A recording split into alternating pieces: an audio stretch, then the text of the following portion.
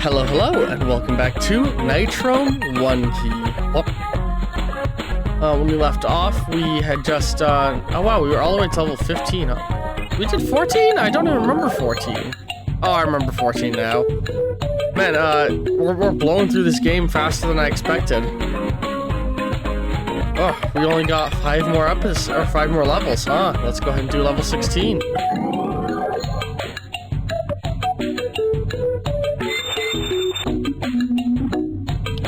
Okay, hang on.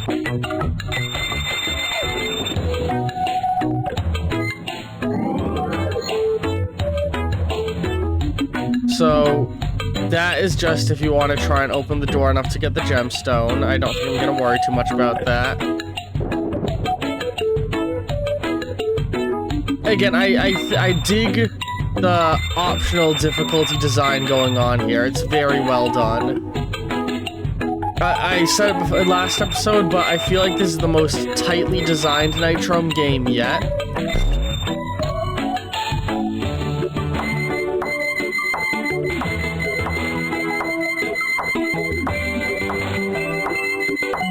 There. And at this point, the question becomes, you know, does most tightly designed mean best Nitrome game? Is the real question being debated at this point.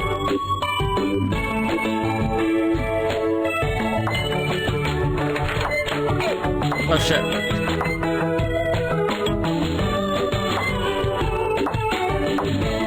There we go.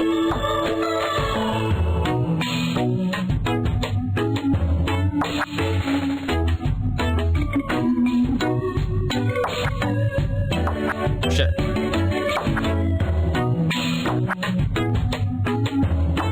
No, stop. There we go.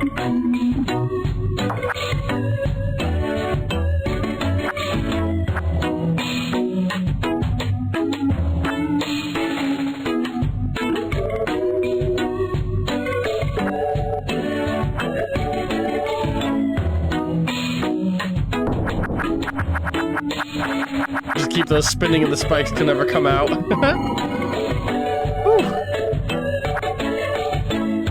This game is so fun. Okay.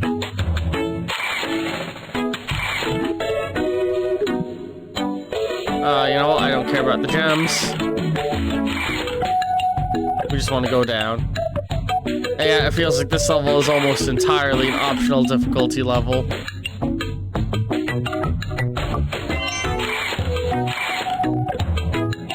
Oh god. Okay, we're good.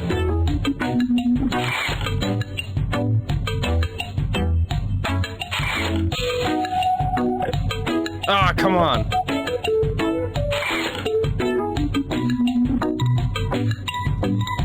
Speedrun watching to cap off the Nitrome series. I wouldn't mind just having all of the games present in the speedrun watch series and just like cap off this. I was talking about this last episode. I want to cap off the series watching some of the best speedruns of Nitrome games because I think that'd be a fun send-off.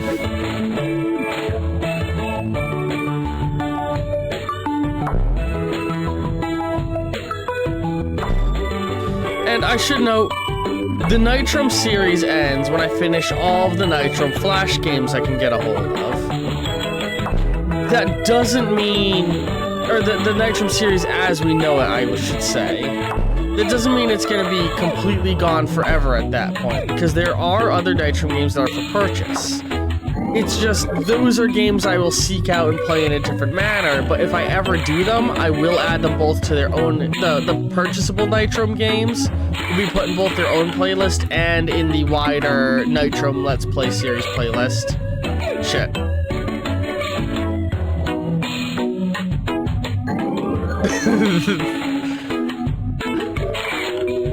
Wakes up, performs front flip, dies without explanation.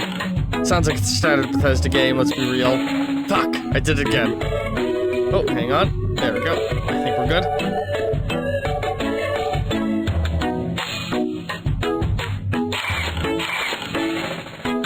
Oh god, don't kill me, don't kill me, don't kill me! Ah, damn it. I think So, something I feel like this game would benefit from having is a fast-forward button. That's a little change that I think would be a nice change for them to include. What was that bullshit? That was bullshit. But also, I understand why there isn't, because, you know, the game is called Onekey. If you add a second key, you defeated the point. There we go.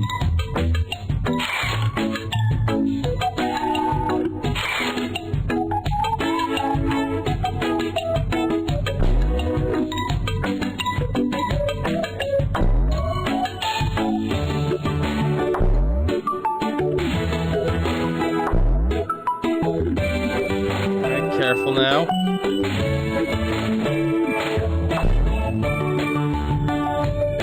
Oh, thank God. There we go.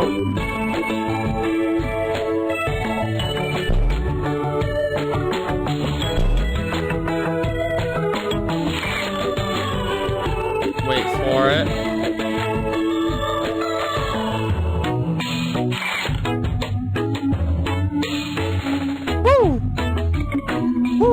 Man, such a good designed game.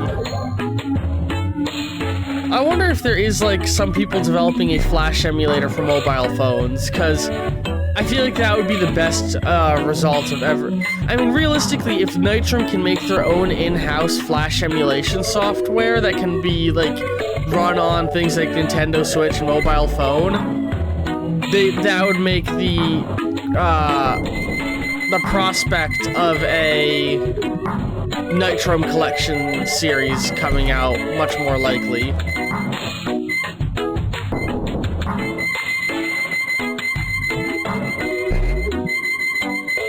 Oh, that's a pleasant sound, you know? God damn it.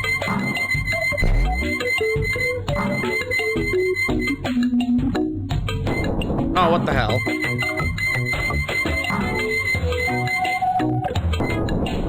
God! I'm losing my mind.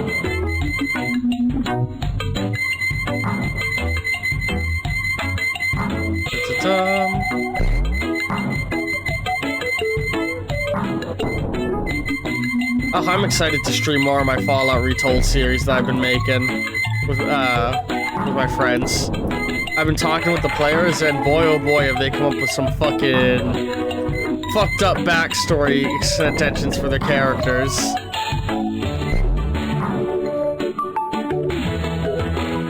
What does that message say? If Nitrom can get a breakout game so they have the funds to hire more people. Yeah. They've had a lot of small success, and they are like, I think they're what I'd call like a single A development studio. You know, like there's AAA, which are making big games like for the fucking Fallout series, and AA is, I'd call like Remedy, the best modern day AA company, or Arcane Studios.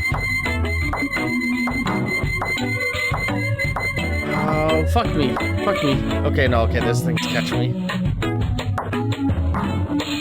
But like Nitrom, I think is the closest we get to a single A, which I'd say single A is the step that exists directly above the indie sphere. And I think that's a fair thing to describe them as. They are whatever exists just above an indie game. Oh god.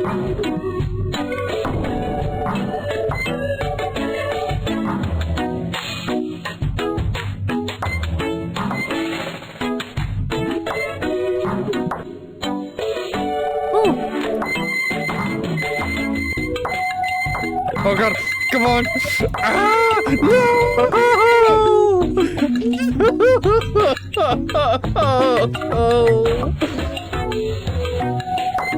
Oh, that was painful!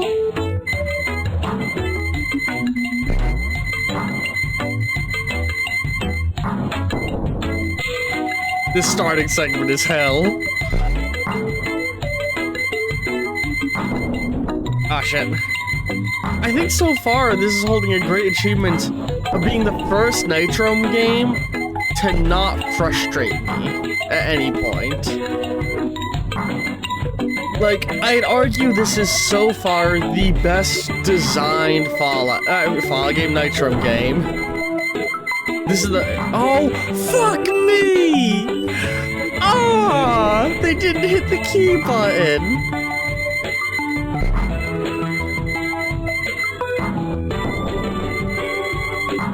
God damn it.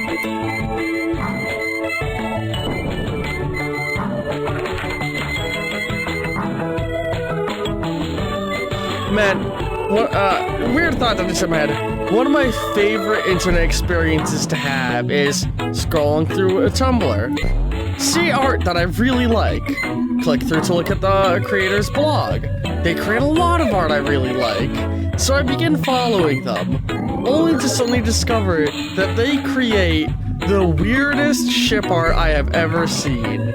Case in point, I started following this one artist just because they had a really nice soft art style, and at a glance, and then I discovered that a large chunk of their posting that I didn't notice before is SpongeBob cross Squidward fan art, including what their children would look like. And I'm just like, okay fam, shoot off. Not what I followed you for? Not my thing, but you know what? Go right ahead. I like all your other art. I could just scroll past anything that I don't enjoy. Wait, why am I still mashing? I don't need to mash.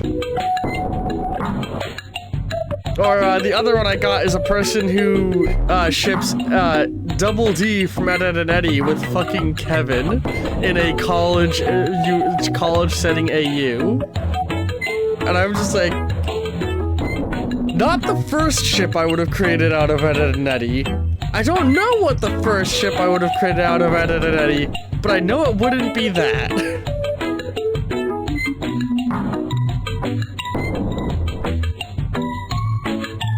I love weird shit like that. I say weird. Weird affectionately. Everyone's weird and weird people are great. When I say weird, I mean as a good thing in this case.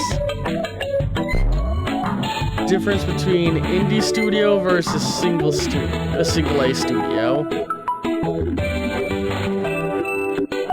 They have had enough significant crossovers with larger studios that I don't think they count as indie anymore. I think they've officially broken into the industry. You know, they've designed Shovel Knight spin-offs. I think the moment Nitro began making Shovel Knight spin-offs is the moment they stopped being an indie team. And if you're wondering when the fuck did Shovel Knight stop being an indie team, Shovel Knight stopped being an indie team the moment that their game hit the levels of massive critical acclaim it did. But I would say there's a weird line there in my head. Like, I would still call Stardew Valley a indie game, despite how successful the creator is, and that is because it's still being made by one person. Shovel Knight was an indie team, I'd say, right up until their game broke 1 million sales, and they were getting, like, right up until the moment when they started getting massive representation in the wider gaming sphere, like in Smash Bros. And stuff. If a game has more than one developer and hits mainstream appeal, I generally consider it to stop being an indie and start becoming a single A studio. You know what I mean? I know that's an arbitrary line, like, it doesn't matter how much massive appeal you get, if you are only making a game by yourself as a single developer, you are an indie dev, because you are literally independently doing it. Meanwhile, the other end of that is that, if you are a multi-dev team, your dev team remains, in my eyes, you remain as an indie team right up until the moment in which, your game hits mass appeal, and you're able to, like, have enough money to easily fund your next product, and you're not having to, like, you know, rely on crowdfunding heavily. Then at that point, I'd call you a single A studio. That makes sense?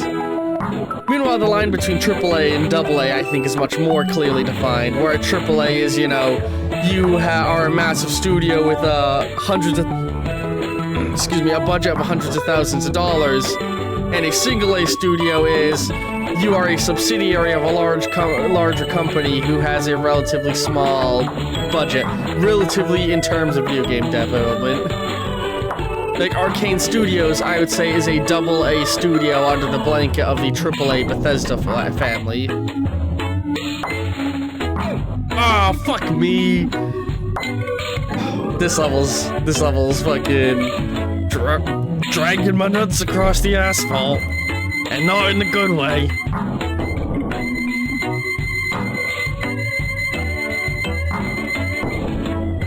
Oh, that was a weird effect.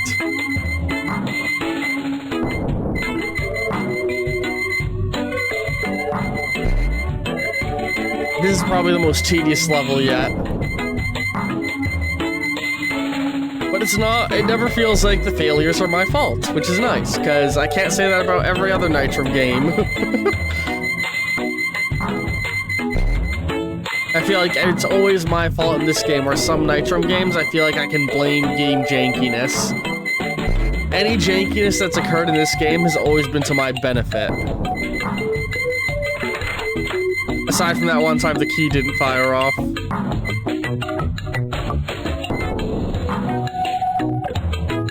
It was a single Shovel Knight collaboration game, not multiple. Yeah, Nitram has also published some other studio games for a time, along with their own, when they focused on mobile, and they have Apple Arcade game.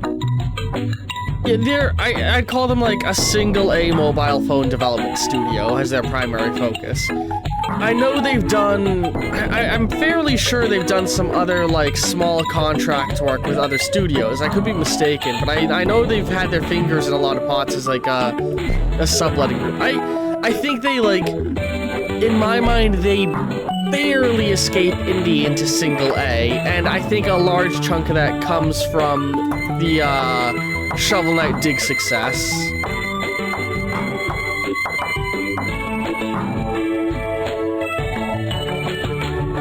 I hate this part of the level.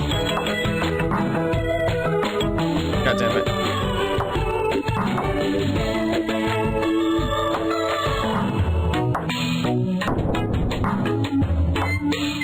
Oh, what the fuck?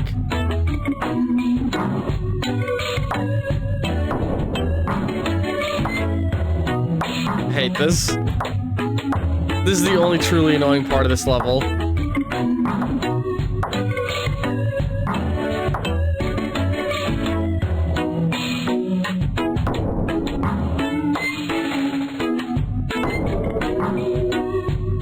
I mean, everyone's definition of what's indie, what's fuck me, what's indie, what's AAA, all that is like really arbitrary. I wonder, is there like a hard defined definition for what the hell any of these fucking names mean? What does AAA even mean? What are the 3 A's in AAA? Fuck me.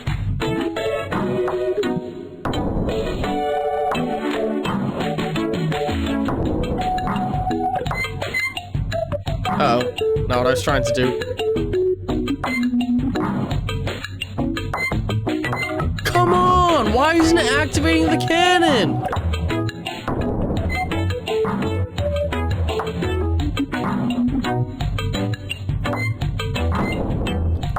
Oh, fuck! Come on! Okay, this is the first time I'm getting angry at the game for feeling janky.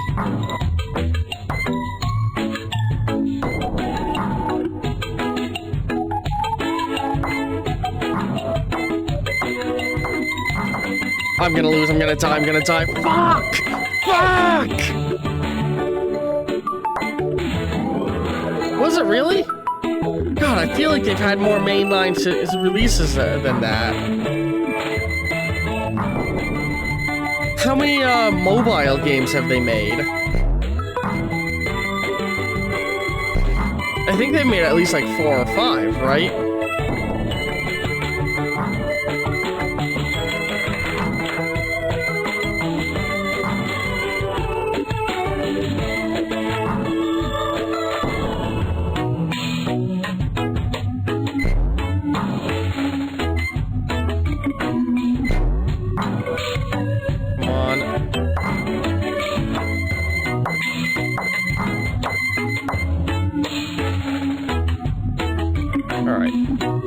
this again. God damn it. Fuck! Alright. We'll try more of this next time on Nitrum Thursdays. Nitrum Thursdays? Yeah, it is Nitrum Thursdays. Yeah, hang on, I want to quickly Google this. Where's my phone?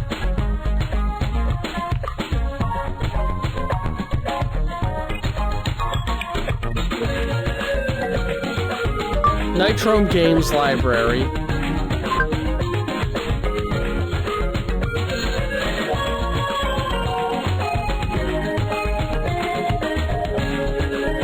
I'm looking for all their non-Flash games.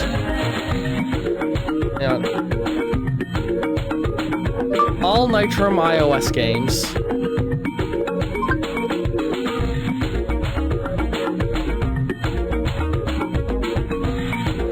Let's see here. Oh, they've only... Okay, they made way less than I thought they have. They made Spicy Piggy, Spike City. I know a lot of these released on Steam as well. Bomb Chicken, Super Leap Day, and Shovel Knight Dig. I guess they're still an indie tab studio, you're right. I blow them up bigger in my head because they've been such a part of my childhood, but they're firmly in the indie sphere still. And actually, hang on, I'm gonna Google search this question real quick. What is the difference between indie, AA, and AAA?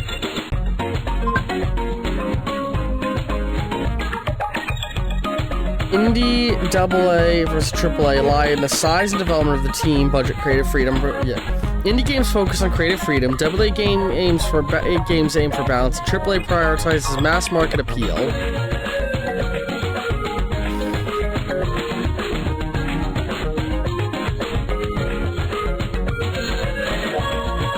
Oh, AA and AAA originate from baseball as a terminology thing. The AA classification usually hosts, so this is baseball, usually hosts developing players that have been part of professional baseball for only a couple years. These players can get AA level by earning a promotion from any lower level league, with a Class A advanced, high A being immediately below AA. Oh! While AAA is the highest level in the minor league, players may also advance to Major League directly from AA. Huh. So it's originally a sports term. That's really cool to know. So in sports, a minor league baseball player is ranked as either single A, AA, or AAA based off how good they are, and this can help you advance into the major leagues. So I guess in terms of video game development, AAA are these massive multi-million-dollar games that like companies are throwing a bunch of money at, and a AA is everything else that a game studio makes, while an indie game studio is a game studio that isn't receiving funding from a higher group. So basically you're an indie game studio until you're receiving money from another game studio. So by that standard, the moment Shovel Knight Dig became a thing, Nitrum went from indie to AA. And I'd argue that's also the moment that Shovel Knight went from indie to AA, because they gained the money to be able to hire another studio. I think that's where I'd draw the line then. You go from indie to AA when either you hire another studio or are hired by another studio. And you become AAA once you're able to start throwing millions of dollars at a game. So I'd call both the devs of Shovel Knight and the devs of Nitrum AA at this point, officially. No, or maybe I'd call them more single A. I think that's where we can start drawing the line of single A, is once you start hitting significant independent success, you become a single A, and once you're hired by a AAA studio, you become a AA. So I think Nitrum and so here's how I draw the advancement. You are a indie studio until you hit significant mass appeal, at which point you are evolved into a single A. And then you can become a AA studio by being hired by a AAA. And a AAA studio is a studio who is able to throw at least, I'd say, like $100,000 at a game or $1 million at a game. Like, once you are able to throw $1 million at a game without it being risky, you're AAA.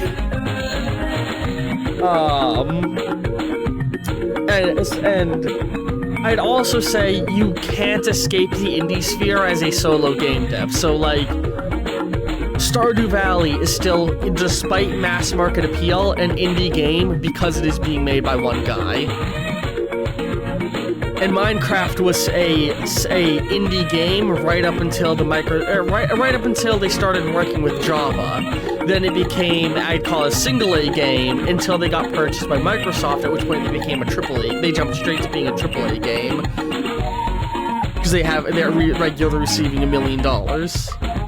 They've published 11 mobile games developed by their studio, 19 games that they developed for mobile themselves, and then they also ported their Switch game, Bomb Chicken, to mobile after it released on Steam. See, I'd firmly say that Nitrome is a single-A studio. That isn't a denotion of quality, that's a denotion of financial position, I'd say. I think we can argue that they're stable enough to be called a single-A studio, and they've released enough titles, and they've worked with enough people that, you know, they've gotten a game on Switch, they've made a spin-off for another studio.